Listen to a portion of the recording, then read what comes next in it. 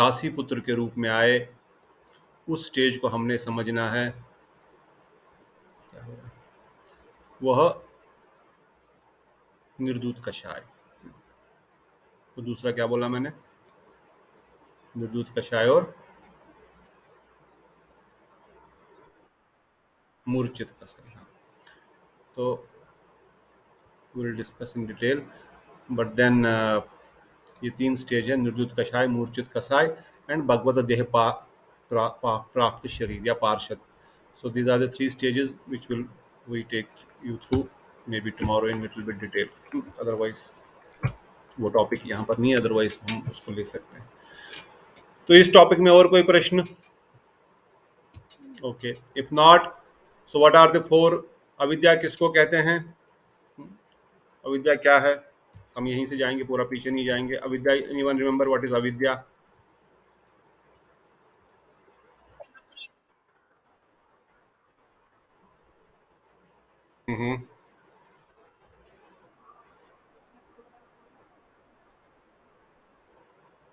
Very good, very good.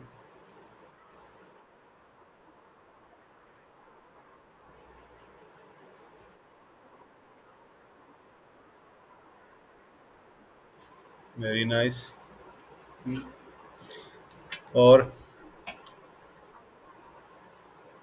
अनित्य वस्तु,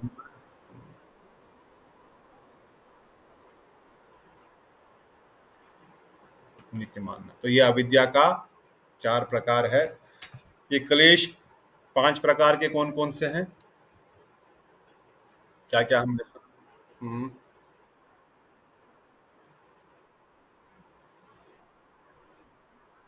very nice. तो एवरीवन अंडरस्टूड अस्मिता क्या है, राग क्या है, द्वेष क्या है, अभिनिवेश क्या है? बताइए.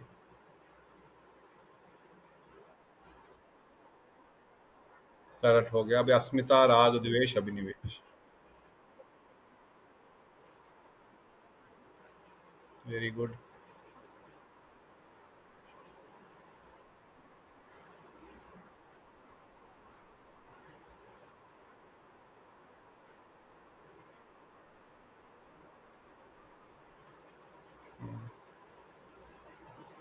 उनकी कामना होना ही राग है. भगवान की प्रार्थना करो न करो, हृदय में दुख की निवृत्ति की जो इच्छा हमारे अंदर है, या सुख के, संसारिक सुख को प्राप्त करने की जो हमारी इच्छा है, उसको राग बोलते हैं.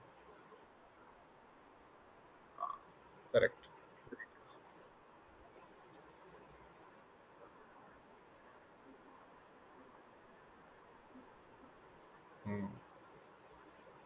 एग्जाम्पल?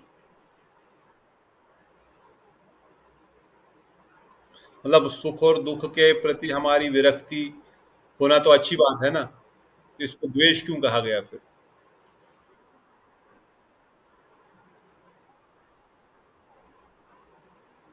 दूसरों के सुख से कष्ट होना को द्वेष?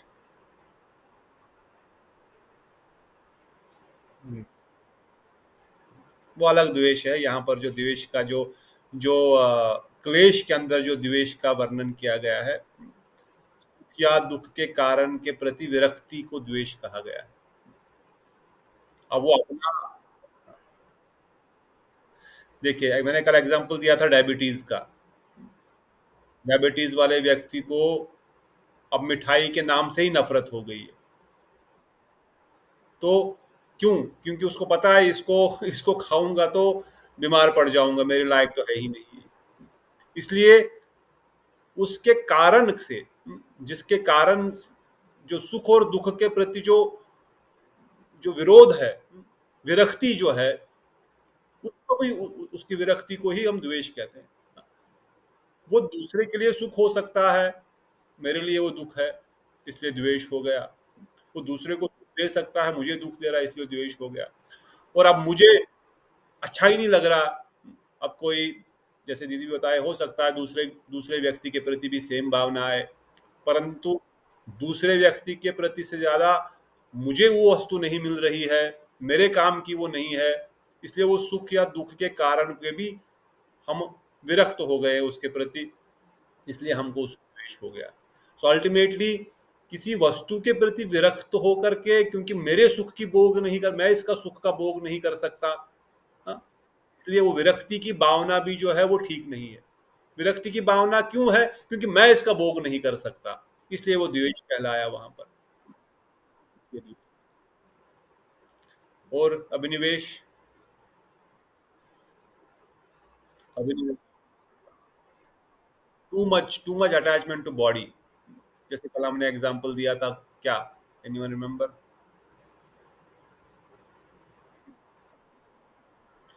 पति पत्नी के बारे में, कोई भी किसी पुत्र परिवार जो भी है, हमको उनसे इतनी आसक्ति है कि भाई थोड़ा सा भी कष्ट होता है तो हम रोने शुरू कर देते हैं। हम उनको शरीर समझते हैं और अपना, उनको हम इतना to much attachment over body, थोड़ा सा भी कुछ इधर उधर हो जाए शरीर को या शरीर संबंधी किसी भी व्यक्ति को, और मृत्यु का भय, मृत्यु का भय मतलब, अरे वो चला गया, अरे जैसे मैंने बताया था वो, मेरा कुर्ता फट गया, अब कुर्ता फट गया तो नया कुर्ता मिलेगा ना, ये फट गया तो ये काम का नहीं है, what is the use of this kurta, it is no not fit for any more for wearing, will get a new kurta, what is the problem, why are you crying? But similarly when this body is not fit for living, will get a better body. परंतु इतना आसक्ति इस शरीर में कि भाई मैं तो थोड़ा सा भी बीमार हो जाए, थोड़ा सा कोई कष्ट हो जाए, तो जितना बीमारी नहीं होगी उतना साइकोलॉजिकली डिप्रेशन से आदमी मर जाएगा। समझ रहे हैं ना? एग्जाम में नंबर कम आएंगे, अब जितना नंबर कम आएंगे उसके टेंशन से ही आदमी को जो है ज्यादा अलग बीमारियां लग जाएंगी। इसलिए शरीर के प्रति आसक्ति या मृत्यु के भय को अभिनिवेश कहते हैं। मृत्यु से जिसको भय लगता है वो अभिनिवेशित है। बोलेंगे सबको तो मृत्यु से भय लगता है, पर भक्तों को मृत्यु से भय नहीं लगता। क्यों नहीं मृत्यु से भय लगता भक्तों को? भक्तों को मृत्यु से क्यों नहीं भय लगता?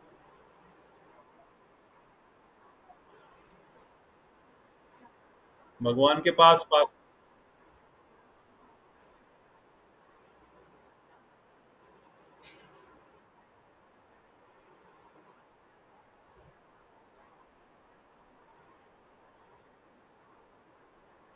करेक्ट। और दूसरा, जब भक्तों की,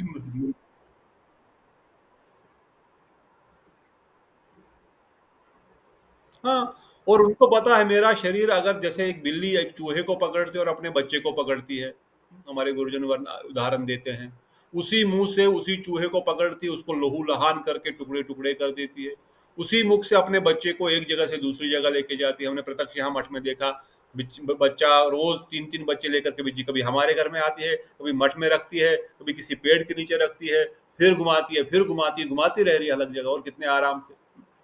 तो भगवान के भक्तों की मृत्यु इसी प्रकार है। भगवान वैकुंठनाथ आएंगे, अपने रथ पे लेके जाएंगे, और अगर अभी भगवत धाम जाने का न भी हो सौभाग्य, तो बढ़िया से उसको दूसरे शरीर दूसरे स्थान पर स्थानांतरण करेंगे, जहां पर उनका जन्म लेना हो, जहां पर उनका वजन साधन पूर्ण होगा।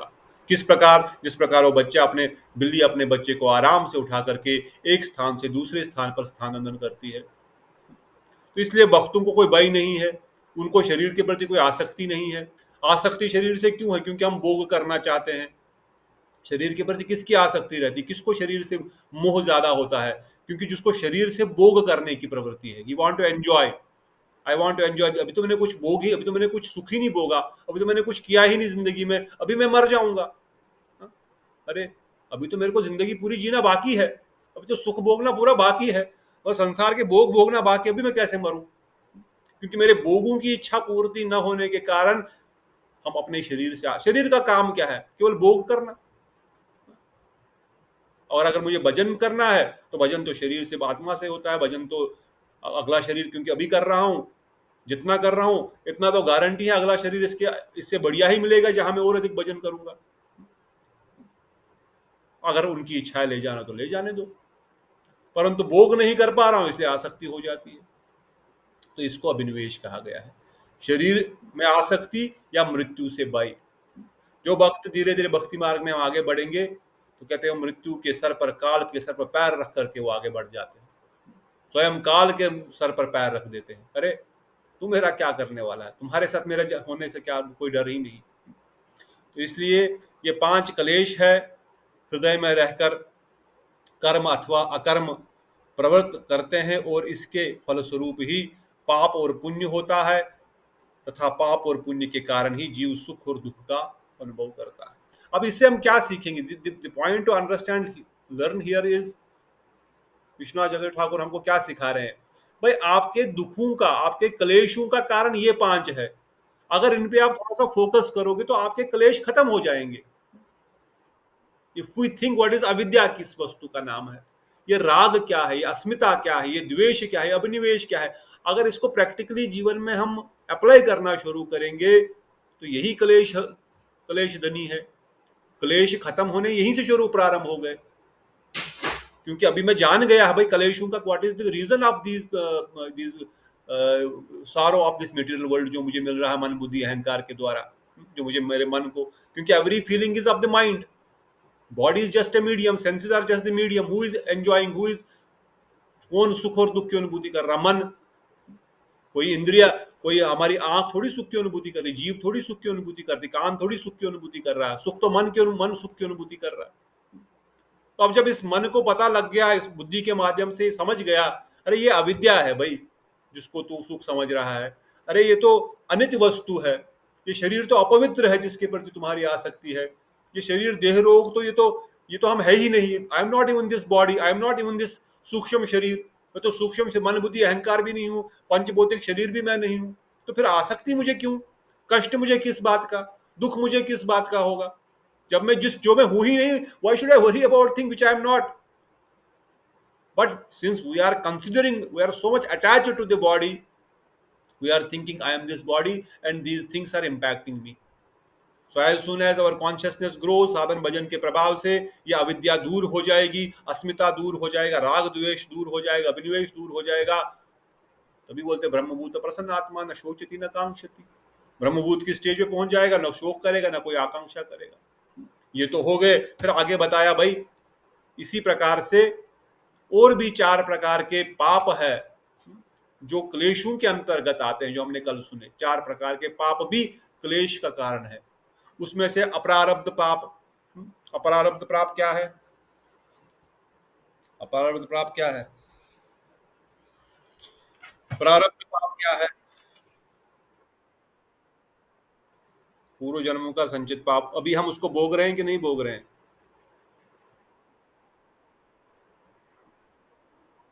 जो भोग रहे हैं उनको क्या बोलेंगे?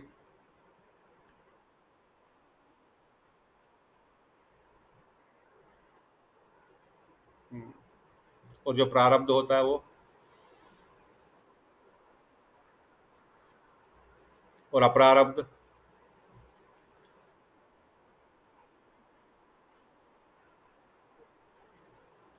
अभी हम उनको भोगे। और प्रारब्ध?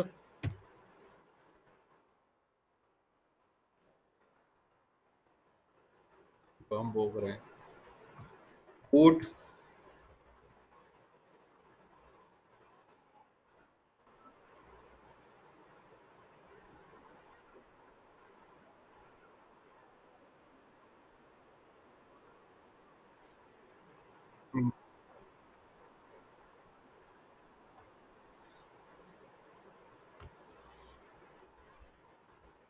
बीज पाप यहाँ दिया गया है।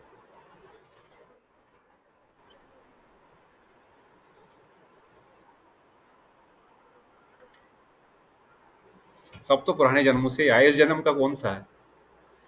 इस जन्म का पाप कौन सा है? प्रारब्ध है, कूट है, बीज है, अप्रारब्ध है, कौन सा पाप इस जन्म का है? हम्म? सब। इस जन्म के पाप जो है या पुण्य जो हम कर रहे हैं, वो बैंक बैलेंस में इकट्ठा हो रहे हैं। हम पिछली गठड़ी बांध के आए हुए हैं, जिनको हम अभी भोग रहे हैं। इस जन्म के भोगने का तो चांस ही नहीं है। चावल के मटके में इतना अधिक चावल लगा हुआ है कि ये साल पूरा वो पिछले साल का चावल ही खाना पड़ेगा।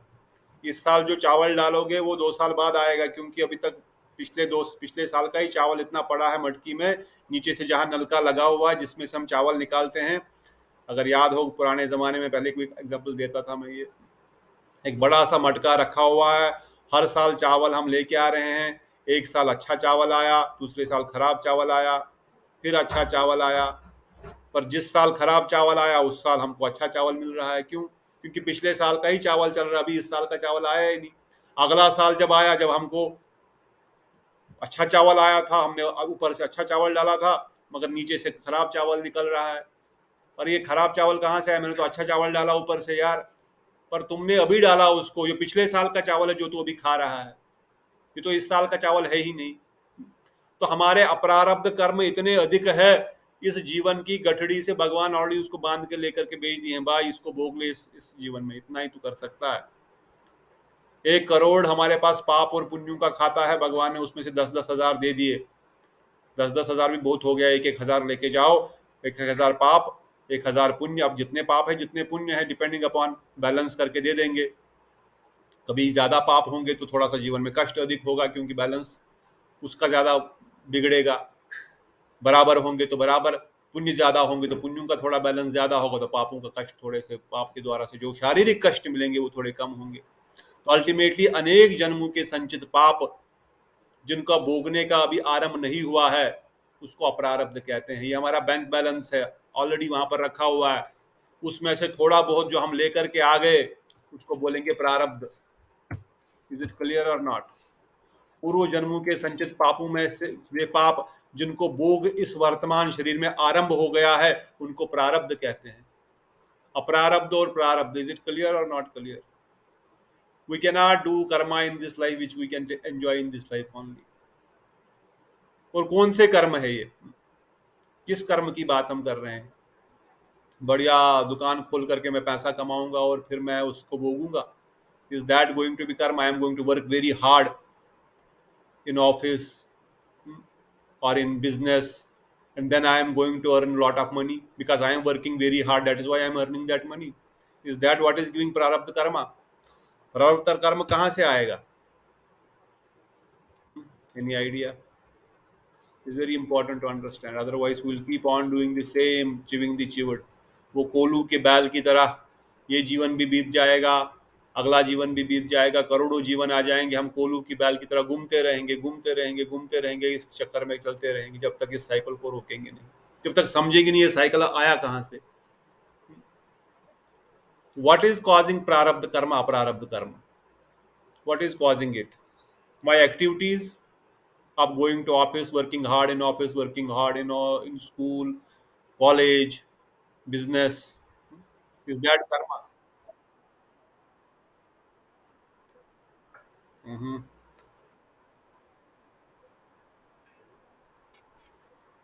Hmm.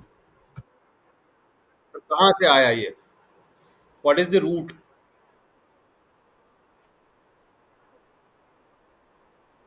कौन से कर्म? For example, example I want to hear some example.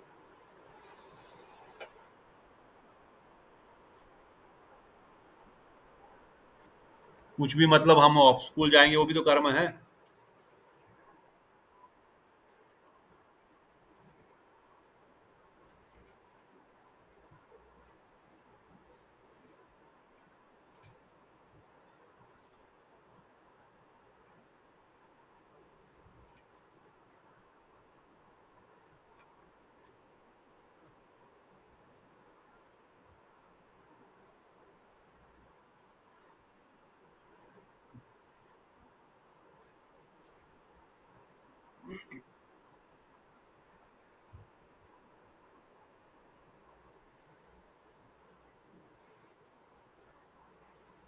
वो तो ठीक है, वो समझ गया मैं।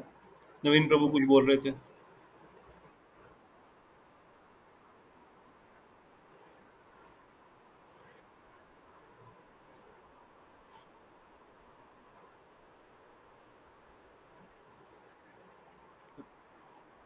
बट व्हाई डिड दैट बंदर बाइटेड मी? पूर्व जन्म में मैंने कुछ ऐसा कर्म किया, अंडरस्टूड। अब ये सुख या दुख का कारण जो मिल रहा है, क्या ये मेरे एक्टिविटीज जो, see what I am trying to make understand, और trying to understand myself also, what is this karma, what is giving result? Is it the hard work what I am doing in study? That is why I am becoming engineer. That is why I got a good job and I am earning, for example, 10 lakh rupees a month. which I am not earning, but just I am earning. Is it because of that I am earning 10 lakh rupees because I worked very hard in IIT? I got engineering from IIT and I am earning 10 lakh. What is the reason I am getting 10 lakh rupees?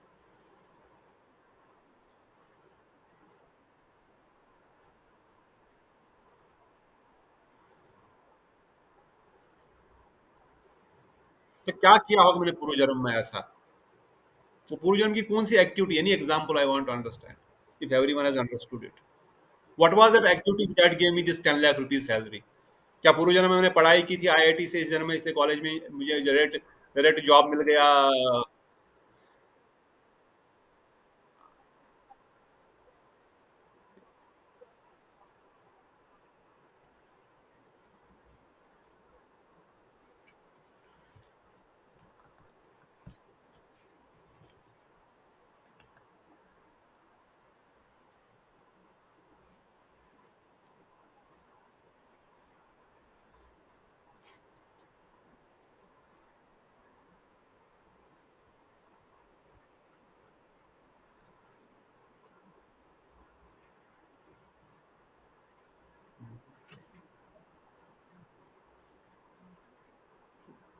So that is the core understanding here. So it is not the hard work or any activity I am doing in this lifetime is giving me the result what I am getting. It is the activities of punya karma and papa karma what I have done in the previous lifetime what I am getting results here. And it is the activities of punya karma and papa karma what I am doing here I will get result in next life. So what is that punya karma and papa karma? It is not going to school, going to college, opening a shop, opening an business, opening. It is all about the activities like dan, like punya, like seva, like whatever activities of punya karma are related. Try to get the reason. वो पुण्य कर्म के प्रताप से हमको उस बढ़िया college में admission मिला. उस पुण्य कर्म के प्रताप से हमको उस जॉब मिली जहां से मुझे बढ़िया सैलरी मिल रही है.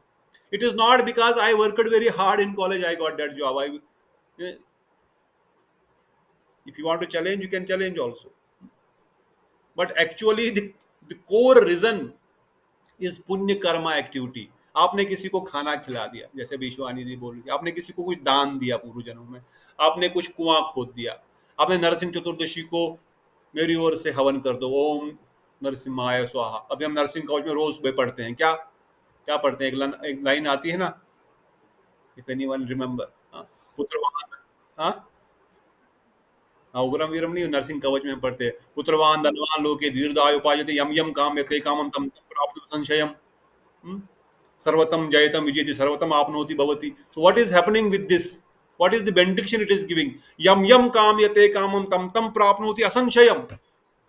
जो भी आपके हृदय की कामनाएं हैं वो पूर्ण होगी, इसमें कोई संशय, असंशय, इसमें कोई संशय नहीं है. पुत्रवान धनवान लोके दीर्घ आयु उपाजते. So this mantra ka benediction, just reading this Narsingam Kavacham every day, it is going to give this benediction. When now this desire is there, it is going to. हमने एकादशी व्रत, कई सारे एकादशी व्रतों का फल है, अश्वमेध यज्ञ का फल मिलने वाला है. स्वर्ग में स्वर्ग का राजा बन सकते हैं, पर कब? जब ये कर्म संचित हो गया. अगर अगर किसी व्यक्ति ने इस भावना से एकादशी व्रत किया, उसके खाते में एक स्वर्ग के राजा का पोस्ट निर्धारित हो गई. Done, it is done. Because you had this desire, you did Ekadashi, और इस एकादशी के व्रत से 1000 वाजपेयी 1000 अश्वमेध यज्ञ का फल मिलता है. और 1000 अश्वमेध यज्ञ का मतलब है 100 अश्वमेध यज्ञ का मतलब है इंद्र का पोस्ट. आपने 1000 कर लिया, आपको 100 बार इंद्र का पोस्ट मिलेगा, नहीं 10 बार इंद्र का पोस्ट मिलेगा. आप अपने इसी भावना से एकादशी व्रत किया तो आपके खाते में लग गया, पुण्य का खाता बन गया. इसको 10 बार इंद्र बनना पड़ेगा भाई, इसको इंद्र बना दो 10 बार के लिए. अब जैसे ही वो समय आएगा, कर्म का खाता, पुण्य पापों का खाता जब फिर से जोड़ा जाएगा शरीर छोड़ने के बाद, अच्छा अब इसको इंद्र का पोस्ट देना है. Maybe not in this ब्रह्मांड, सम अदर ब्रह्मांड Indra is required and you are posted there. Indra ने अपराध कर दिया अपने गुरु के प्रति, यू आर बीन पोस्टेड. जैसे गोप कुमार की जर्नी में हमने देखा, अचानक इंद्र ने कुछ अपराध कर लिया, वो भाग गया वहां से. इंद्र वहां पर कोई है नहीं, उपेंद्र ने बोला गोप कुमार को इंद्र बना दो, गोप कुमार इंद्र बन गया. वो इज ब्रह्मा जी ने किसी राक्षस को देखा ही नहीं, पानी को जल को छुआ, कुछ फोम वहां पर उत्पन्न हुआ, उससे एक राक्षस प्रकट हो, उसको देख करके ब्रह्मा जी भयभीत होकर के भाग गए। ब्रह्मा जी पता नहीं कहाँ चले गए, कहाँ छुप गए। 100 साल देव युग में इंद्र कमल की नाल में मानस सरोवर में कमल के नाल के अंदर बैठा हुआ है छुप करके, वृतासुर को मारने के भय के कारण ब्रह्म हत्या हो गई मुझसे। अब कौन है वो 100 साल तक? Who is going to be the king? Indra. You have done this tapasya with this mindset, go and get it. तो ये तो स्वर्ग का राजा की बात है। छोटे मोटे संसार में जॉब, पैसा, नौकरी, प्रमोशन, ये सब क्या चीज है? But the problem is it is not immediate. ये बीज लगा है तो ये फल बहुत देर बाद देगा। ये अप्रारब्ध कर्म ही पूर्व जन्मों के इतने हमारे साथ जुड़े हुए हैं जिनको इस जन्म में हम बूतेंगे। इस जन्म में जो हम पुण्य कर्म कर रहे हैं, इसलिए लोग बोलते हैं ना, इतना भजन करते हैं, इतना सब कुछ कर्म करते हैं, भाई रिजल्ट कहाँ है? रिजल्ट कहाँ है? कुछ नहीं होता भक्तों को। अभक्तों को ही क्यों बहुत सब कुछ मिलता है संसार का, भक्तों को ही क्यों कष्ट मिलता है? पूजा पाठ करने वाले व्यक्ति को कष्ट क्यों भोगना पड़ रहा है? ऐसा प्रश्न कई लोग करते हैं। हम तो पूजा पाठ करते हैं, सब करते हैं, ऑन द अदर हैंड दूसरा व्यक्ति मांसाहार करता है, कितना कितना गलत काम करता है, पूजा पाठ भी नहीं करता, कुछ भी नहीं करता। हम तो कम से कम पूजा पाठ करते हैं, भगवान को प्रणाम करते हैं, एकादशी करते हैं। हमारे को ये कष्ट क्यों भाई? उसको क्यों नहीं कष्ट मिल रहा है? वो तो कुछ भी नहीं करता, उल्टा। अरे बाबा, उसके पूर्व जन्म के कर्म तुमको क्या मालूम उसने क्या किए थे? What do you know what was his prarabdha, what he is carrying and coming in this lifetime? What was the mistake of Mandav ऋषि? हाँ, मांडव ऋषि ना, जो जिसको सूली पे लटकाया गया। सूली पे लटका गया राजा ने। एक व्यक्ति, वो अपना भजन में कुटीर में तपस्या कर रहे हैं, एक चोर आया, सुनचा मेरे को पकड़ेगा, जो भी चोरी का सामान था उसके कुटिया में रख के चला के भाग गया। सैनिक सब ढूंढ रहे हैं, किसने कहाँ गया पता ही नहीं। देखा, अच्छा ये ड्रामा यहाँ पर कर रहा है, यही कुटिया में बैठा होगा। हाँ, यहीं पर बैठा हुआ है, क्योंकि पीछे उसकी आसन के पीछे ही सोना सब मिल गया। राजा ने पकड़ लिया, भाई तुमने चोरी की। बोलते मैं तो साधु हूँ। बोले काहे का साधु? तुम्हारे घर में चोरी का माल मिला है, सूली पे चढ़ा दो इसको। अब सूली पे चढ़ा दिया गया बेचारा। वो जब शरीर छोड़ रहा है, देख रहा है सामने, यमराज को बोल रहा, बताओ भाई मैंने क्या किया था तो मुझे ऐसा सजा दी थी तुमने? बोले भाई तुमने एक बार क्या किया था, एक कीड़े को पीछे से कांटा चुबा दिया था तूने। मैंने कब कांटा चुबाया? मुझे याद नहीं कुछ। बोले हाँ चुबाया है। अच्छा ठीक है, बताओ कब चुबाया? ये देखो, इस जन्म में तूने यहाँ पर एक छोटा बच्चा था, तूने कांटा चुबाया। बोला what was my age? May be it is said below 11 years, no paap karma, I was only 8 years old. Oh my god, Dharmaraj से भी गलती। तुमने गलती की है, जाकर के तुम भी 100 साल नीचे रहो, विद्रु के रूप में जन्म लो, और धर्म अधर्म की गुठली निरंतर सुलझाते रहो, संभालते रहो। Because you did a mistake, I was only 8 year old. 12 साल तक पाप पुण्य नहीं है बच्चे को, 11 साल तक। तो मुझे क्यों मिला? तुम्हारी गलती है, भुगतो। पितामह भीष्म को सांप रख दिया, हमने कई बार सुनी है कथा। धृतराष्ट्र की कथा हमने सुनी। प्रारब्ध कर्म किसको कहते हैं? प्रारब्ध में उस चिड़िया का मरना लिखा था कहां पर? Can you remember that story? वो गरुड़ की। गरुड़ जी एक बार यमराज से मिलने आए।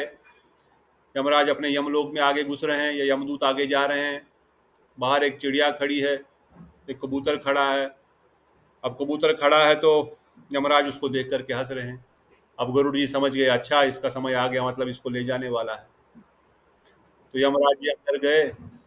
हाँ, गरुड़ ने बोला अभी क्या करूंगा मैं? What did Garuda did? Anyone remember?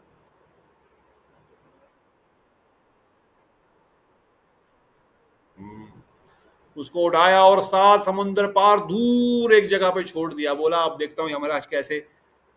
Yamraj को बोला, यमराज जब बाहर आए तो चिड़िया वहां पर है नहीं। यमराज देख करके हंस रहे हैं फिर से। बोले मुझे पता है आप ढूंढ रहे हो ना वो चिड़िया को, आप देख रहे थे उसको, उसका समय था ना अभी जाने का। बोले हाँ समय तो था उसका जाने का। कहाँ गई? बोले अभी क्यों हंस रहे हो? बोले मैं तब इसलिए हंस रहा था कि इसकी मृत्यु 7 समुद्र पार लिखी है, सांप इसको खाएगा। ये 7 समुद्र पार ये छोटी सी चिड़िया जाएगी कैसे? और सांप यहाँ तो है नहीं, ये यहाँ पर खड़ी है, और जाना इसको 7 समुद्र पार, इसकी मृत्यु लिखी है इस समय पर, इस जगह पर, इस स्थान पर, और ऐसे लिखी हुई है, और ये यहाँ पर खड़ी है। अभी जब मैं अंदर से बाहर आया, अब मैं देख रहा हूँ यहाँ नहीं है, और मैं आंख जब जब मैं ध्यान लगा रहा हूँ, अच्छा उसी पेड़ के ऊपर आपने रखा जहां पर नीचे सांप बैठा हुआ था, और उसको खा गया। अब गरुड़ जी ध्यान कर रहे हैं, वो सही में ऐसा हुआ। तो what is this? This is प्रारब्ध। उसके प्रारब्ध में कहाँ मृत्यु लिखी है, किस दिन लिखी है, किसके द्वारा लिखी हुई है, ऑलरेडी लिखी हुई है। उसके अप्रारब्ध कर्मों के कारण अप्रारब्ध कर्मों का जो प्रारब्ध खाता वो लेकर के आया हुआ है, उसके अनुसार उसका जीवन, उसकी मृत्यु, उसका पत्नी, उसका पति, उसका खाना, उसका स्थान, कहाँ दाना पानी लिखा है, everything is written, 99% is written on. तो ये प्रारब्ध कर्मों के जो हम भोग रहे हैं, ये अप्रारब्ध कर्मों का जो थोड़ा सा पोर्शन हम लेके आए हैं। पर ये अप्रारब्ध कर्म क्या है? हमारे पुण्य और पापों का खाता है, बस और कुछ नहीं है। इसलिए it is not activities what I am doing in terms of material things here. मैं पेड़ के ऊपर चढ़ रहा हूं, उतर रहा हूं, चढ़ रहा हूं, ये भी तो कर्म है। इसका कोई रिजल्ट है? इसका कोई रिजल्ट आएगा? कुछ नहीं आएगा, थकावट होगी बस। पेड़ के ऊपर चढ़ूंगा, उतरूंगा, चढ़ूंगा, what is the fun? I may be going to big college, big industry, big university, doing so much hard work. Is there any result? I may think because of this I am getting this result. No, the result is not because of my hard work. Result is not because of my brain, intelligence, everything. That all is coming because there is a punya karma in my bank balance. That punya karma is giving me intelligence to work hard. That punya karma is giving me intelligence, which is making me to think something what I will do better, for getting a better job, better salary, better thing. So this is all happening because of those punya karmas which is happening in the background. वो actions यहाँ पर जो temporary actions हो रही है, हमको लग रहा है उन temporary actions के कारण वो result आ रहा है, पर वो result उन temporary actions के कारण नहीं है। वो जो पुण्य कर्म का खाता मेरे पास पड़ा हुआ था, उस पुण्य कर्म के खाते के कारण मैं वो एक्शन कर रहा हूं और उन एक्शन के कारण मुझे वो रिजल्ट मिल रहा है। इसलिए गुरुजन बार बार हमको जगा रहे हैं, पुण्य कर्म करो अगर संसार में कुछ भोग करने की इच्छा भी है तो। Do some good activities every day. परंतु पुण्य कर्म करेंगे तो हमें आएगा आगे आगे अनर्थों में, स्फूर्ति युक्त अनर्थ शुरू हो जाएगा। स्फूर्ति युक्त अनर्थ के कारण बहुत धन संपदा होगी, तो फिर क्यों भजन करेंगे, चलो अमेरिका घूम के आएंगे। ये तो कोई पुण्य है, तो सुकृति युक्त है, तो ये तो पुण्य कर्म है ना। पुण्य कर्म के कारण धन संपदा मिल रहा है। अब इससे मन भ्रमित हो गया, चलो घूम के आते हैं, चलो घूम के आते हैं। But it was not something wrong, but it was a good thing which I had did. But because of that good thing, now I am thinking let me do some भोग। इसलिए सुकृति युक्त किया। सुकृति मतलब पुण्य कर्म। पुण्य कर्म किया और पुण्य कर्म के कारण अनर्थ क्रिएट हो गया। अनर्थ के कारण मैं साधन भजन छोड़ करके अमेरिका घूमने लग गया, गलत का संग में फंस गया, गलत काम कर दिया। Just an example I am giving. Is it clear और स्टिल नॉट क्लियर? प्रारब्ध अप्रारब्ध इज क्लियर?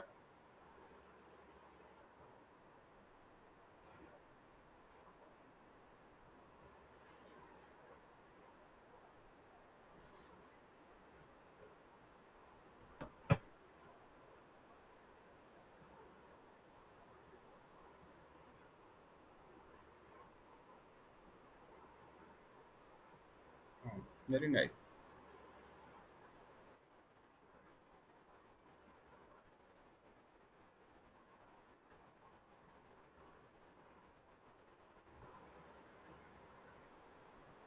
या सो आपके पहले प्रश्न का यहाँ पर ऑलरेडी प्रश्न विश्वनाथ चक्रवर्ती ठाकुर जी ने ये प्रश्न उठाया है, शायद आपके लिए ही, और खुद ही उसका उत्तर भी बताया है।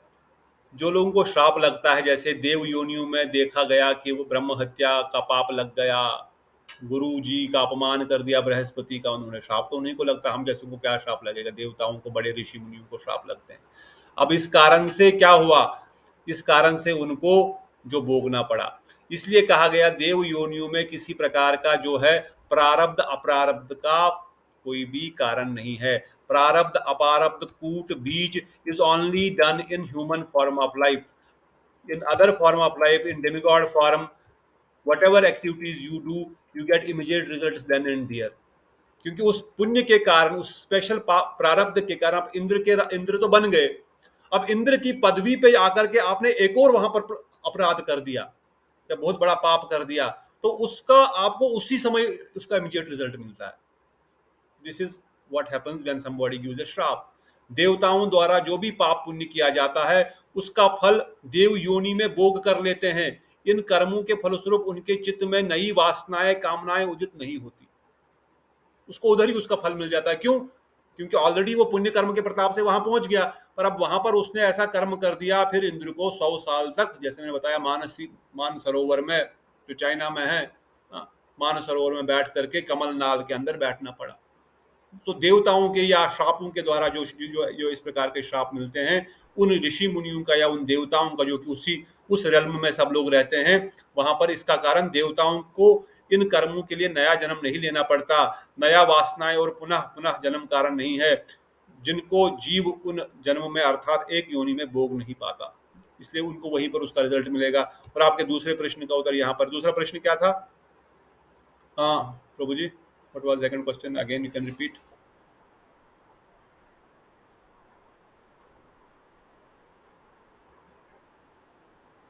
हाँ, अब वो result offence what he is committing is because the pravritti which has been again generating from his pap karma previous life, अभी वो कुछ उसमें जो एक्टिविटीज जो उसको फांसी की सजा मिलेगी या उसको जेल में उसको डंडे पड़ेंगे, दैट इज रिजल्ट ऑफ पूर्व कर्म की एक्टिविटीज, उन काम, उन वासनाओं के कारण, जिसका जिसका रूट कॉज है ये बीज पाप। We didn't cover it. This will answer your this particular question also in little bit detail. Anyways, we are, कल भी मैंने बोला था इस बीज को हम थोड़ा डिटेल में कवर करेंगे। तो एक्चुअली है तो उसका वो प्रारब्ध ही, एक्चुअल नॉट प्रारब्ध, उस प्रारब्ध का जो बीज रूप में जो पाप है, उस बीज रूप के पाप के कारण वो वासना उसके हृदय में है, जिस कारण से उसने मर्डर किया, और उस मर्डर का एक्चुअल जो उसके डंडे पड़ रहे हैं या जो उसको फांसी होने वाली है तो उसके पूर्व कर्मों का रिजल्ट वो। पर जो अभी उसने वो मर्डर किया, इट इज नॉट बिकॉज जो फांसी उसको मिल रही उसी का इमीडिएट रिजल्ट उसको मिल गया है, वो भी उसके खाते में जुड़ गया। एंड मेनी टाइम्स मतलब समटाइम्स जैसे देवताओं की योनियों में इमीडिएटली उसको उसी चीज का फल मिलता है, मनुष्य शरीर में कुछ ऐसे कर्म हो सकते हैं। I need to still you know we need to still ask this further. There I have heard earlier also some पाप ऐसे भी होते हैं जिनको जो है इतने भयानक होते हैं, जिनको वो इम्पैक्ट अधिक करते हैं और उसको उसका उसका कुछ फल उस जीवन में भी भोगना पड़ता है। But most of this is एक वृत्ति जो उसके जीवन में, जो इसके चित्त में जो पाप के कारण जो वासना की वृत्ति हुई है, उस वासना के कारण वो ऐसा कर्तव्य कर रहा है। बट एक्चुअली वो आई है उसके पूर्व जन्मों के कारण, क्योंकि बीज या कूट, जो हमने सुना कूट में जो है कुछ कुछ जो पाप कुछ कुछ शरीरों में हम भोग सकते हैं, और जब समय आएगा तो वो फलीभूत हो जाएंगे।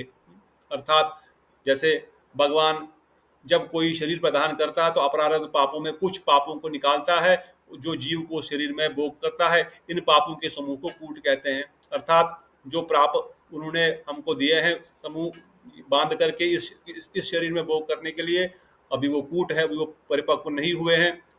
जो हम साथ में खाता लेके आए हैं वो कूट है, जो ऑलरेडी पक चुके हैं और हम जिनको भोग रहे हैं वो प्रारब्ध है। और जो बीज है ये वासनाएं हैं। अर्थात बीज दो प्रकार के कहे गए हैं। एक तो जैसे ही सिचुएशन आती है, जैसे ही माहौल आता है, जैसे ही खाद या सूर्य और जल मिलता है एक बीज को, उसका पत्ता निकलना शुरू हो जाता है। उसी प्रकार से कुछ ऐसी हमारे हृदय में, चित्त में ऐसी ऐसे डिजायर है, अभी मुझे लग रहा है मुझे ऐसा, मेरे अंदर ऐसा कोई विचार है ही नहीं, मुझे ऐसा कोई डिजायर है ही नहीं। बट जो ही सर्कमस्टेंसेज ऐसी बन जाएंगी, एकदम से वो वृत्ति हृदय में जागृत हो जाएगी। जैसे हम कॉलेज में हैं, पढ़ रहे हैं, अब लगता है अभी तो हम ब्रह्मचारी रहेंगे, ठीक है, कोई जरूरत नहीं शादी वादी करने की, जस्ट एग्जाम्पल दे रहा हूँ। हम तो भजन साधन करेंगे, सेवा करेंगे, यही करेंगे। पर जो ही कुछ ऐसा सर्कमस्टेंसेज आ गए, जो बीज रूप का पाप था, जो ही ऐसी सर्कमस्टेंसेज आ गया, कुछ कुछ ऐसी सर्कमस्टेंसेज बन गई, कोई स्त्री से संपर्क हुआ, कुछ ऐसी बात हुई, हृदय में इच्छा होगी चलो विवाह कर लेते हैं। द पॉइंट इज नॉट विवाह करना या न करना इस पाप और पुण्य, बट द पॉइंट इज एक वृत्ति हृदय में आ गई, कुछ कुछ करने की, कुछ कुछ कुछ वासनाएं हृदय में उत्पन्न हो गई, कुछ भोग की अच्छी प्रवृत्ति हो गई। तो वो वासनाएं जो है, क्योंकि बीज ऑलरेडी था, वो कहाँ से आई वो इच्छा कि मैं चलो इस तरीके से विवाह करता हूँ, या चलो मैं इस चीज का भोग करता हूँ। अभी कोई व्यक्ति बोलते हैं कि मैं तो बढ़िया हूँ, मुझे तो कुछ खाने पीने की, मैं तो कुछ नहीं, मैं तो somebody is vegetarian for example from the childhood. अब उसके अंदर ये प्रवृत्ति थी। अब वो कॉलेज लाइफ में आ गया, वहां पर सब लोग सिगरेट फूक रहे हैं, शराब पी रहे हैं। अब उसने कभी जिंदगी में नहीं किया, पर कुछ उसकी पाप वासनाएं हृदय में है, जो बीज रूप में है, वो सर्कमस्टेंसेस में आकर के उसको उठा करके सिगरेट पीना शुरू कर रहा है वो। अब ये उस व्यक्ति का दोष नहीं जिसका वो बोलेंगे उसने तो उसको जबरदस्ती पिलाया, नहीं, उसके अंदर वासनाएं थी, पाप की वासनाएं थी। अदरवाइज अगर उसके अंदर पाप की वासनाएं नहीं होंगी तो उसकी शराबियों के बीच में बैठ करके वो गिलास को हाथ नहीं लगाएगा। तो इसलिए जो चित्त में गुप्त रूप में हमारे कुछ जो जो बीज है, ये दो प्रकार के बीज कहे गए हैं। एक तो जो बीज ऑलरेडी चित्त में है, जिस कारण से हमको जो ही उसको समय मिलता है, फलीभूत होने का समय मिलता है, वो फलीभूत होकर के हमको रिजल्ट देना शुरू कर देती है। और कुछ बीज रूप में केवल वासनाएं होती है। वासनाएं मतलब only desires, I want to become richest person in the world, now it is a desire, ये मेरी अभी की डिजायर है। अब मैं किसी की बगल बगल वाले बंदे का देखा, बढ़िया सी कार है, बड़ा उसका 5 स्टार का घर है, बड़ा 5 मंजिला घर है, मुझे भी ऐसा घर चाहिए। अब ये इच्छा होगी प्रकट हृदय में, जूं ही इच्छा प्रकट हो गई, जूं ही वासना प्रकट हो गई, एक बीज वहां पर क्रिएट हो गया। नाउ केवल इच्छा मात्र करने से क्या वो हमको मिल जाएगा? बस just by desire, I want to become richest person in the world, will I become richest person in the world? No. Now what will I do then? और I want to build five 5 मंजिला घर बनाना चाहता हूं मैं। बोलने से क्या हो जाएगा? क्या केवल इच्छा करने से रिजल्ट आएगा? नहीं। But now I will start planning to how can I achieve it. अब ये वासना हृदय में आ गई, अब मैं इसके लिए प्लानिंग करूंगा। आई विल थिंक ओके, अब मैं हार्ड वर्क करूंगा, अब मैं ऐसा जॉब करूंगा, अब मैं ऐसी प्रवृत्ति करूंगा। और जूं ही ये वृत्ति बढ़ती गई, मेरे हृदय में एक इंटेंस डिजायर हो गई इसको प्राप्त करने की। अब मेरे हृदय में जो ही इंटेंस डिजायर इसको प्राप्त करने की होगी और मैं उसके लिए एक्शन करना शुरू कर दिया। अब ये इस जन्म में पूरा होगा नहीं होगा, there is no guarantee, but मेरे हृदय में ऐसी वासना उत्पन्न हो गई है। अब ये भगवान ने लिख दिया, भाई इसको जो है 5 मंजिला घर चाहिए। अब ये जब आगे बढ़ेगा, करते करते कोई ऐसा पुण्य कर्म करेगा, कोई दान पुण्य करेगा, कोई व्रत करेगा, कोई तुलसी परिक्रमा करेगा, कोई वृंदावन धाम जाएगा, वहां पे परिक्रमा लगाएगा, राधा कुंड में स्नान करेगा। अब सब इच्छाएं तो पूर्ण करने वाली, ये सब वस्तुएं सब इच्छाएं पूर्ण करने वाली है। अब इसके हृदय में ये वासना जागृत हो चुकी है, I want to do this, और वो लिख गया है उसके जीवन में, क्योंकि उसकी डिजायर उसको है। और जो ही उसके हृदय में ये वासना जागृत हो गई, अब मुझे ये चाहिए, मुझे ये करना है, और उसने पुण्य कर्म साथ साथ किया, अब उसके खाते में ये आ गया, अगले जन्म में, उसके अगले जन्म में, ऐसे। इसलिए हम हर समय, every second, we are creating so many life births for us. हर समय हम हजारों बर्थ्स को क्रिएट कर रहे हैं अपने लिए। Just think about it little bit, ठंडे दिमाग से। अगर समय है तो, समय है क्या? कितना बजा? और समय हो गया। थोड़ा सा इसके पर विचार कीजिए कि हर सेकंड, नॉट हर सेकंड, एटलीस्ट एवरी डे, जितने भी डिजायर मैं अपने हृदय में क्रिएट कर रहा हूं, नॉट जस्ट थिंकिंग एक बार, अच्छा just an example, we should not also get worried. अब मैं बाहर गया, मैंने देखा मॉल में एक बहुत सुंदर वस्तु है, मैंने सोचा कि लेनी चाहिए, अच्छा ठीक है मुझे नहीं चाहिए, ठीक है मेरे को नहीं चाहिए, मेरे काम की नहीं है, आ गया। तो इट इज नॉट, ये वासना नहीं बनी, मन में विचार आया, मैंने सोचा, मैंने छोड़ दिया, इट इज नॉट ए वासना। But repeatedly I am thinking. अब मैं घर में आया, अच्छा वहां पर वो बहुत महंगी वाली चेन थी सोने की, ये 10 लाख की है, 20 लाख की, मेरे पास तो 20 लाख नहीं है अभी। ये बढ़िया गाड़ी आई है, लेटेस्ट आई है, इलेक्ट्रिकल व्हीकल आया है, मेरे पास तो नहीं, पर मुझे ये चाहिए, मुझे ये चाहिए, मुझे ये चाहिए। अब इसके प्रति बार बार चिंतन चिंतन चिंतन शुरू हो गया, and I may even start physically working hard to get that even also. अगर मेरे इसी कर्मों के लेखे जोखे में, पुण्य कर्मों के खाते में पॉसिबिलिटी होगी वो मिलने की, तो इसी जन्म में मिल जाएगी। अगर नहीं होगी, मैंने पुण्य कर्म आगे ऐसे कुछ किए, तो अगले जन्म में मुझे वो गाड़ी मिलनी है। कोई स्त्री को देख लिया, कोई पुरुष को देख लिया, इससे विवाह करना चाहता हूँ। मैक्सिमम टाइम लड़के लोग, विशेषकर कॉलेज लाइफ में, किसी लड़की को देख करके, अच्छा ये मुझे मिल जाती, ये मुझे मिल जाता, 1000 को देखेंगे तो 1000 जन्म क्रिएट हो गए, 1000 जन्म क्रिएट हो गए। वो किस योनि में, कौन से शरीर में कब जाएगी, कहाँ जाएगा, हमको भी उसके पीछे पीछे वहीं पर वैसे ही जाना पड़ेगा, बिकॉज एक इंटेंस डिजायर उत्पन्न होगी। तो इसलिए ये जो वासनाएं हैं, जो बीज है, this is what we are creating, and because of this वासना, इन बीज के फलस्वरूप हम अलग अलग हजारों प्रकार के शरीर अपने लिए क्रिएट करा रहे हैं, हजारों प्रकार के शरीर अपने लिए क्रिएट करा रहे हैं। केवल मनुष्य शरीर नहीं, कुत्ता, बिल्ली, कीड़ा मकोड़ा, पता नहीं कैसा कैसा शरीर प्रकट करा रहे हैं। तो रूट कॉज क्या है? ये वासनाएं, पाप है। ये वासनाओं के रूप में चित्त में गुप्त रूप से रहती है और समय आने पर भगवान की इच्छा से प्रारब्ध बनकर फलीभूत होती है। इसके कारण पाप प्रारब्ध पापों की पृष्ठभूमि है। तो ये जो बीज का यहाँ पे वर्णन किया गया है, ये वो बीज है जो गुप्त रूप से है। आपको संग मिल गया शराबी कबाबी का, आपने पीना शुरू कर दिया, ये वो बीज है। परंतु इसका जो दूसरा स्वरूप है, जो पृष्ठभूमि है, जो पापों का जो रूट कॉज है, वो जो बीज की जो जो वासना है, वो जो डिजायर है, because I want to enjoy और आई वॉन्ट, मुझे ये भोग, ऐसे जितनी भी हमारी भोग की प्रवृत्तियां हैं, उन भोग की प्रवृत्तियों के कारण हमको उतने सारे शरीर भोगने पड़ेंगे। तो इसलिए ये चार प्रकार के पाप जो है बड़ी ही खतरनाक चीज है। और इनका मेन जो है, ये बीज जो है, विशेषकर जो पाप की वासना है, जो डिजायर है, जो हमारे हृदय में बहुत करोड़ों करोड़ों डिजायर है, हम जो जिनको फलीभूत, जो जिनको हम पूर्ण करना चाहते हैं जीवन में, और उसी कारण से हमको इतने सारे शरीर कष्ट भोगना पड़ता है। तो जब तक ये डिजायर हमारे हृदय में है, कुछ भी डिजायर हमारे हृदय में है, तब तो इस संसार में हमको रहना ही पड़ेगा। हम कितना भी बोलेंगे मैं राग मार्ग भक्ति करके भगवत धाम को प्राप्त करूंगा, भगवत धाम प्राप्त करना दूर की बात है, कि मनुष्य शरीर भी अगली बार मिलेगा कि नहीं मिलेगा इसकी गारंटी नहीं है। क्यों? क्योंकि ऐसे मैंने डिजायर उत्पन्न किए हैं जो मनुष्य शरीर में पूर्ण नहीं कर सकता। मैं बहुत अधिक सोना चाहता हूं, मुझे बड़ा लंबा, बड़ा बहुत बहुत लंबा लंबा सोना है। अब मनुष्य शरीर तो ज्यादा सो नहीं सकता, 8 10 12 15 घंटे से आप सोने, कमर दर्द हो जाएगी, नींद खुली जाएगी। इसलिए भगवान क्या करेंगे, ठीक है तुम पुलर बेयर की एक जिंदगी ले लो, 6 महीने सो जाओ। मुझे बहुत ये सब काम वासनाओं की प्रवृत्ति है, कबूतर की ले लो, मनुष्य शरीर में नहीं कर पाओगे, you can not enjoy in human life. ये कि take a birth of an monkey और a pigeon and then you do संभोग जितना करना है। So why it is happening? Why I am getting that body of a pigeon, of a monkey? Because I have that desire. That is why I am getting this body. इसलिए जब तक हृदय में ये पाप बीज है, जब तक ये वासनाएं हैं, तब तक भगवत धाम जाना असंभव है। इसलिए जो गोल, why Vishwanath Thakur is raising this point of क्लेश, ये क्लेश जब तक रहेंगे तब तक भगवत भक्ति प्राप्ति नहीं हो सकती। इसलिए इन पाप के बीज को हमको समाप्त करना, अर्थात we have to stop desiring from today onwards. My only desire is to serve Krishna, that is it. And that is what will take me to back to home, back to Godhead. वही मुझे भगवत प्रीत, भगवत प्राप्त कर सकती है। तब तक जितने भी मेरे डिजायर होंगे, मुझे इस संसार के बहुबंधन में घुमाते रहेंगे। संसार में आना मतलब कष्ट भोगना, क्योंकि संसार इज ओनली दुखालयम अशाश्वतम। इसमें कोई सुख की नहीं अनुभूति नहीं है, इसमें केवल रिलेटिव दुख है, जो हमने कल सुना, अनासक्त वस्तु में वासक्ति, क्या दुखों को सुख समझना, जो रिलेटिव दुख है, एक दुख हो गया, दूसरा दुख उससे अधिक है तो दुख अधिक बढ़ गया, दूसरा दुख कम है तो हमको सुख की अनुभूति हो रही है। So this is only relative in this material world. So जो भी हम डिजायर संसार में उत्पन्न कर रहे हैं, उस कारण से हमको केवल कष्ट मिल रहा है।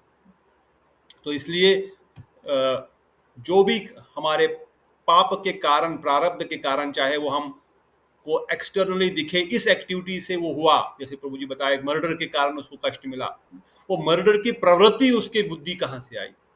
वो पाप की वासना का बीज is the root cause of that murder.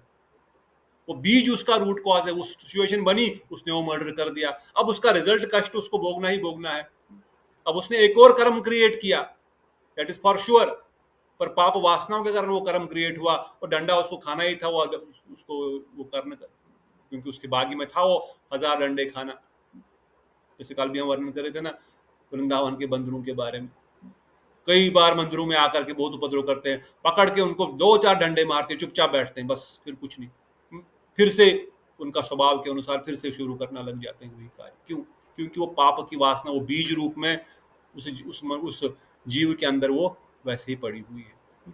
तो इसलिए our objective is to stop this activity of birth, that old age disease, which means we have to stop desiring any more sense gratifications. अपनी वासनाओं को हमको खत्म करने का प्रयास करना है, रोकने का प्रयास करना है, प्रोएक्टिवली प्रयास करना है अपने शरीर को तपस्वी बनाने के लिए। सिचुएशंस हमको नहीं दे सकती है, हमको इसके लिए प्रयास करना पड़ेगा, और ये सब हमारे प्रारब्ध कर्म है जिनको हम भोग रहे हैं। अप्रारब्ध कर्म अभी भी खाता बड़ा हुआ है।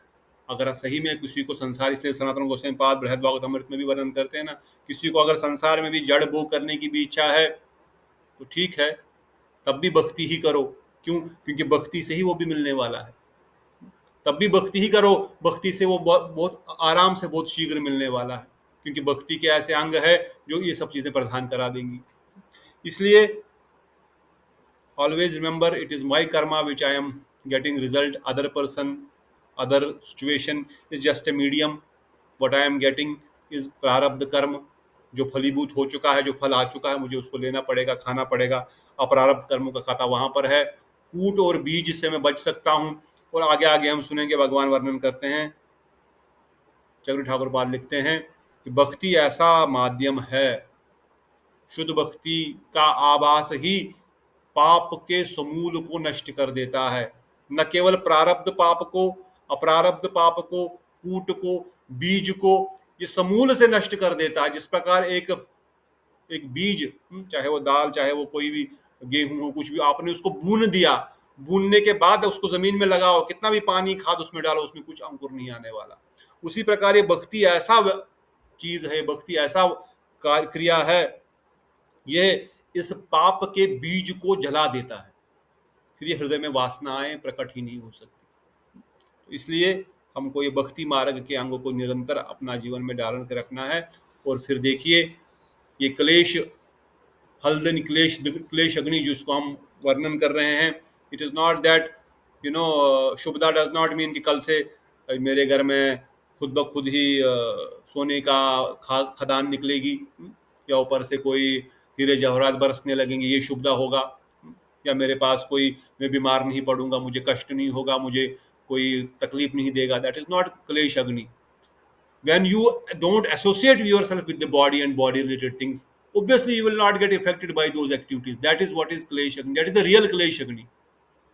अदरवाइज अगर धन संपदा आ भी जाएगी, इसका मतलब ये थोड़ी कि उससे कष्ट नहीं होगा मुझे, वही कष्ट का कारण बन जाएगी, क्योंकि है तो मेटीरियल थिंग वो भी। पर जब मैं उसे डिटैच हो जाऊंगा, then it is not going to impact me. That is what is real Shubhada, that is what is real क्लेश अग्नि।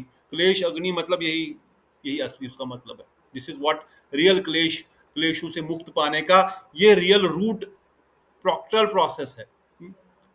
कष्ट दूर होना, शरीर में बीमारी ना होना, हुष्ट पुष्ट होना, धन संपदा प्राप्त करना, जिसको क्लेश अग्नि नहीं कहेंगे।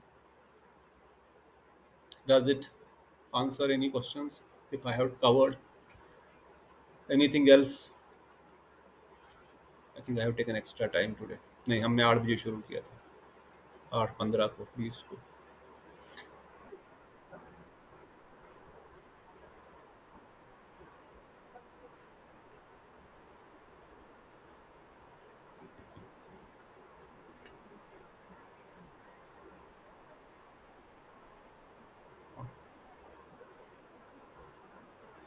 डिफरेंस खाली इतना है, प्रारब्ध जो है, समझो पेड़ में फल आ चुका है, अब ये फल मैं खाना ही पड़ेगा, ये मैं खा रहा हूँ, अभी मैं जो खा रहा हूँ, अभी मेरे आज में मेरे जीवन में जो सिचुएशन है, ये प्रारब्ध है। अभी today as of now what I am getting is prarabdha, tomorrow what I am getting is prarabdha. But अभी जो फलीभूत नहीं हुआ है, अभी मुझे पता ही नहीं आज से 5 साल बाद क्या होगा मेरे जीवन में। मैं करोड़पति होऊंगा, अरबपति होऊंगा, लखपति होऊंगा, या मेरे पास खाने के लिए मेरे पास 10,000 शिशु होंगे, या what is, I don't no. So that is what is called कूट। सो एक बैंक बैलेंस में कुछ पैसा आपने जेब में निकाल के रखा है, उसको आप यूज कर रहे हो, अभी यूज कर रहे हो इमीडिएटली, और कुछ आपके भी बैंक में ही पड़ा हुआ है, उसका क्या करना है वो आगे आगे सिचुएशन में बताएगा, वो कूट है, ये प्रारब्ध है। अप्रारब्ध बीज तो आप समझ ही गए। Does it answer? यस और नो? बस इतना ही फर्क है। वो बैंक में अभी है, 4 साल 5 साल बाद उसका रिजल्ट आने वाला है सिचुएशंस के अनुसार। आई don't know what that situations will be, that is what is कूट। मगर जो अभी मैं आज के दिन भोग रहा हूँ, अभी मुझे जस्ट फॉर एग्जाम्पल मेरा कमर में दर्द हो रही थोड़ी सी, ये प्रारब्ध चल रहा है अभी मेरे साथ। 10 दिन बाद हो सकता है मेरे को समझो कोई इनाम मिल जाए, वो भी प्रारब्ध है। I don't want to say anything wrong, मैं गिर जाऊं स्लिप होकर के, वो भी प्रारब्ध है। But I don't know, it is, that is कूट, दैट इज स्टिल नॉट प्रारब्ध, बिकॉज प्रारब्ध is now, today, tomorrow. What is going to happen after 5 year, 10 year, something is in कूट स्टेज। और वो सिचुएशन के अनुसार हमारी वासना। पर इसमें सबसे और विशेष बात है जो हमने मन से जो इच्छाएं वासनाएं हम एक बार कर लिया तो वासना का रिजल्ट उसी समय नहीं मिलेगा, परंतु भक्ति मार्ग में अगर हम जो भी मन से करते हैं, मानसिक रूप से करते हैं, उसका रिजल्ट उसी समय मिल जाता है। मतलब वो हमारे को रिजल्ट, मन से भगवत भक्ति करें तो उसको भगवान स्वीकार करते हैं, मन से पाप करें तो उसको स्वीकार नहीं करते। पर वासनाओं को अगर दृढ़, जैसे ध्रुव महाराज का एक प्रत्यक्ष एग्जाम्पल है, उनको हृदय में इच्छा थी, मुझे अपने परम पिता से भी बड़ा, दादा से भी बड़ा मुझे राज्यपाठ चाहिए, ब्रह्मा जी से बड़ा विश्व चाहिए। I want a kingdom more greater than my great grand father Brahma ji.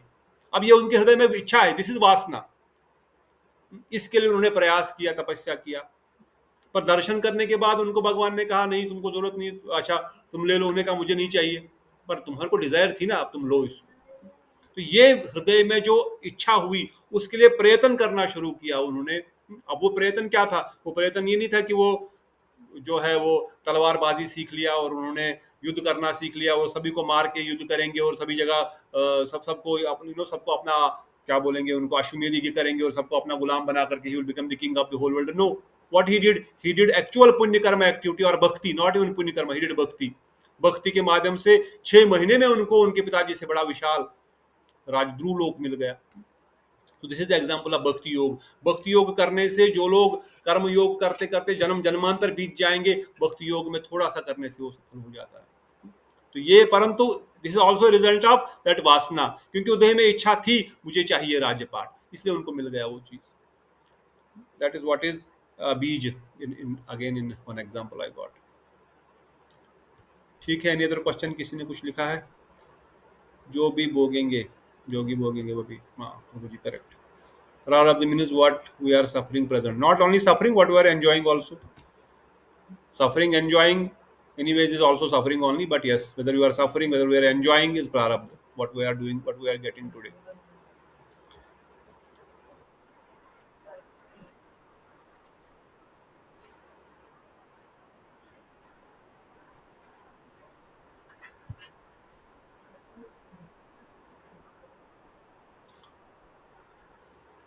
अब उसका रिमूव करने का भगवान के हाथ में है। भगवान चाहे बिलोमंगल ठाकुर को एकदम से उन्होंने विरक्त कर दिया, ध्रुव महाराज को बोला जाके भोगो। प्रहलाद महाराज भी बोल रहे मुझे भजन करना है, बोले नहीं तुम जाके शादी करो और सुतल लोक पे राज्यपाठ करो। प्रहलाद महाराज की कभी इच्छा ही नहीं थी राजपाट करने की, तो पहले से भगवान का भजन करना चाहते थे, पर उन्होंने भगवान की आज्ञा समझ करके वो किया, इसलिए वो भक्ति ही बन गया। So that is what he will also decide. पर हमारे पास एक ही ऑप्शन है कि हम डिजायर ही क्रिएट ना करें। डिजायर ही क्रिएट नहीं करेंगे तो ऑब्वियसली फिर उसका रिजल्ट आने का प्रश्न ही नहीं आता।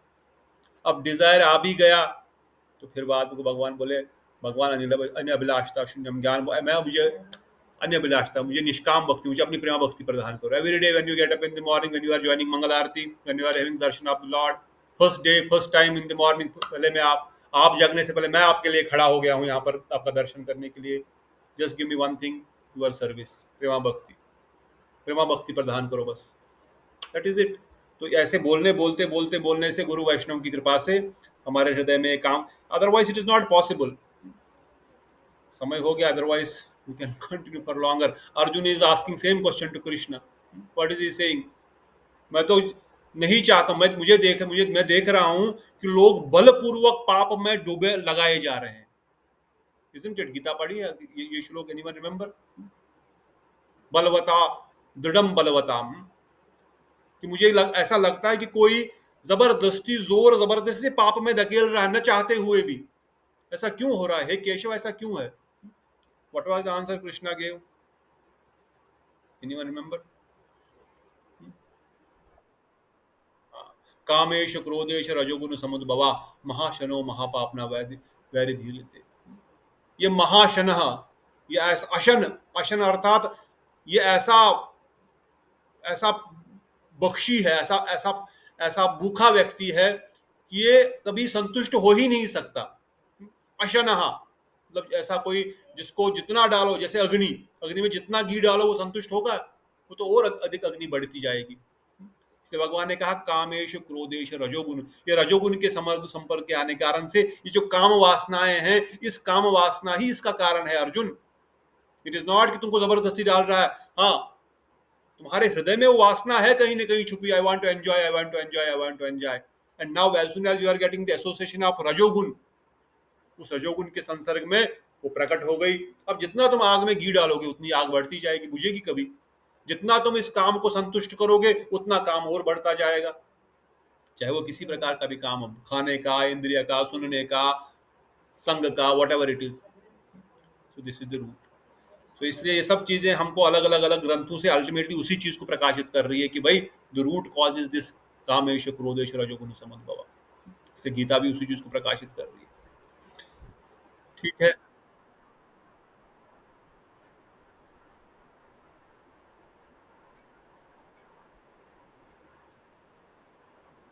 यस, वो जो कामेश क्रोध समभाव से लेकर के जो 12 श्लोक गीता के, very important, you can understand there the root, where is the root starting from. सतोगुण के संसर्ग में रहो और फिर शुद्ध सतु में आकर के स्थापित हो जाओ। सतोगुण से भी ऊपर जाना है, देन शुद्ध सतु। रजोगुण से तो डिजायर उत्पन्न होंगे ही, तमोगुण से तो दुष्कृति हो जाएगी, और सतोगुण से ही हम इसके ऊपर उठ सकते हैं। तो ठीक है, आज सैटरडे है इसलिए थोड़ा अधिक समय लिया। कल थोड़ा सा समय पे शुरू करेंगे, प्रयास करेंगे खत्म करने का समय पे ही। आप सब लोग जुड़े रहे। आज के लिए यहीं पर। हाँ, एक अच्छा प्रश्न है। अब बहुत वक्त लोग 8 बजे बोल रहे हैं, बहुत वक्त लोग 6 बजे बोल रहे हैं। I don't know. I have seen some 7-8 devotees asking for 8 p.m., 5-6 people asking for 6 p.m. तो वीकेंड में 6 बजे। मैं 8 बजे, बहुत लोग वक्त बोल रहे हैं। What is, I mean everyone has given the suggestion. Anyway, I think क्या कुछ कुछ प्रॉब्लम नहीं है ना 8 बजे अगर करते हैं तो।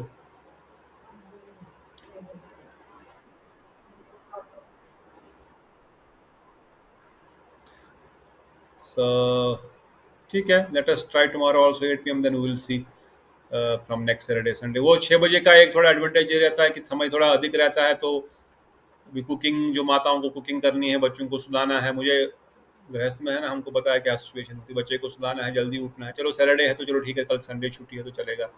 May be these are there are some situations. तो ठीक है, ये सैटरडे संडे हम 8 करते हैं, फिर अगले सैटरडे संडे तक देखते हैं कैसा रहता है।